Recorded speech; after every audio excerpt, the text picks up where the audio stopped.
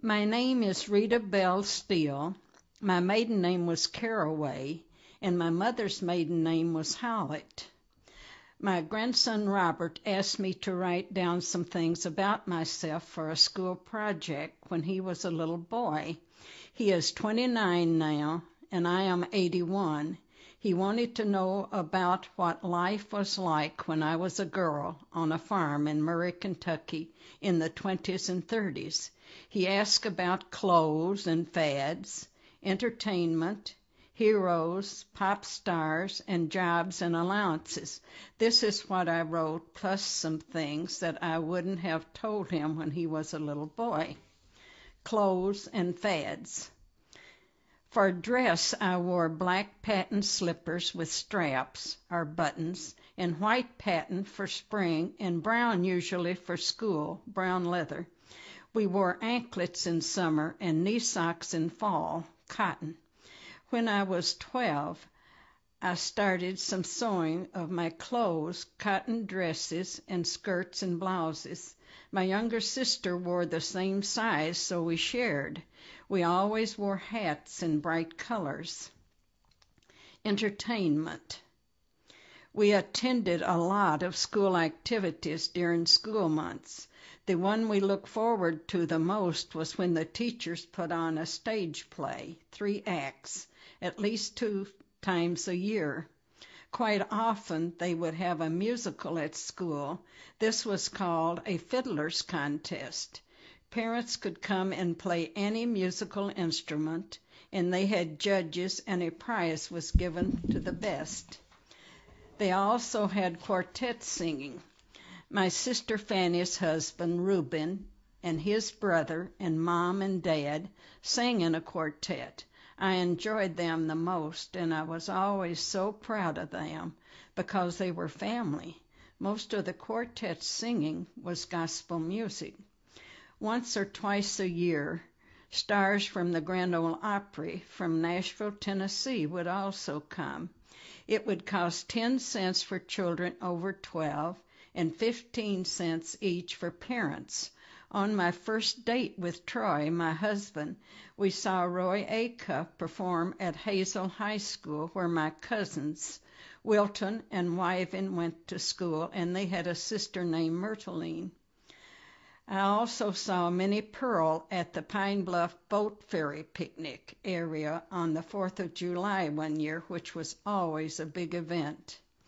My older brother, Thomas, always was on the basketball team, and I was a cheerleader, so that was fun, and for baseball, too.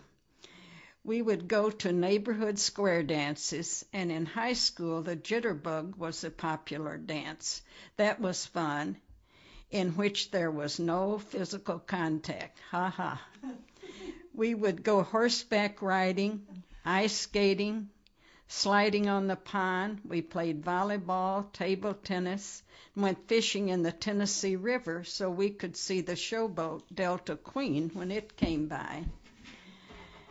Big heroes. We used to enjoy our grandparents when they would tell us stories about our family tree, our ancestors, Daniel Boone and Sam Houston, which was pronounced Houston then. This was on my maternal grandmother's side of the family. My grandmother lived with us, and we would tease her by calling her by all her family names: Frocy, Lou, Creasy, Houston, Outland, Howlett. My Uncle Ed, who was an older man, lived with my Aunt Octy and Uncle Con. They wouldn't leave him alone in the evenings, so when they had to be gone, I would stay with him. He had a radio with earphones. It was the only radio with earphones at that time in the whole area we lived. When I was there, I would listen to whatever was on the radio. They had comedy shows and music, and I liked it all. We had a phonograph which had a handle you had to wind up, and we had records of country music stars: Roy Acuff, Hank Williams Sr., Delmore Brothers, Duca Paducah, Red Foley, the Carter Family, Uncle Dave Macon, Cousin Minnie Pearl, and Texas Ruby. and our jobs and allowances. We would get jobs from my Aunt Octy, one of my dad's sisters. She and Uncle Con kept boarders in their home, and she would give us 25 or 50 cents or a piece of fabric for a new dress. She had a lot of jobs around her house. In fact, my younger sister Bernice and I found another path through the woods to the country store that we would take sometime, because if Aunt Octy saw us walking by, she'd call us in and give us dishes to wash. One time we had to paint the wood floor around the area rugs in the house. When we went into the city on Saturday, our parents would give us each 15 or 25 cents. You could get 3 candy bars for 10 cents. You could go to the movies and get a Coke, a candy bar, and a bag of popcorn for 25 cents, and a large ice cream cone for 5 cents.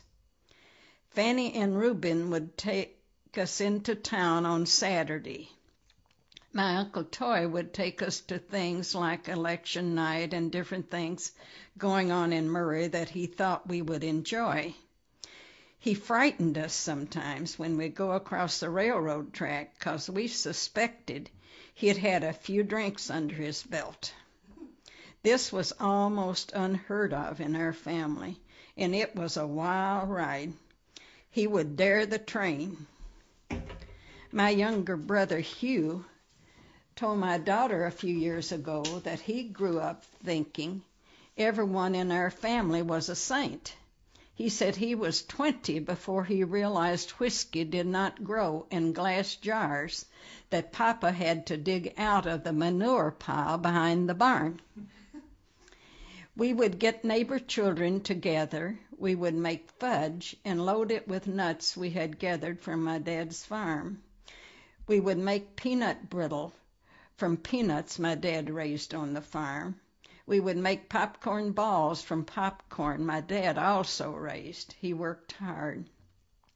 He knew these things meant so much to us. Our friends thought this was great. He always grew enough watermelons and cantaloupes for everyone around. We did not have a refrigerator, but we did have a natural spring on the farm where the water bubbled out of the ground, and it was ice cold in the summer. So my dad would put a large watermelon in the spring water for us to have in the evening. Slang. Slang was a no-no. I got swatted on the rump once when I used the word darn, which my parents considered a swear word. Robert, I don't know if you can use any of this or not. I told you it would be dull, dull. Love, Grandma Steele. I am 81 years old now. My sister Fanny is 88. She lives in Dearborn, Michigan. My sister Wilma is 87, and she lives in Benton, Kentucky. My brother Thomas is 83. He lives with his wife Kitty in Baltimore. Our younger brother and sister, Hugh and Bernice, the babies of the family, died within the last few years, but we think about them all the time and miss them terribly. Hugh's wife, Joanne, lives in Naples, Florida now.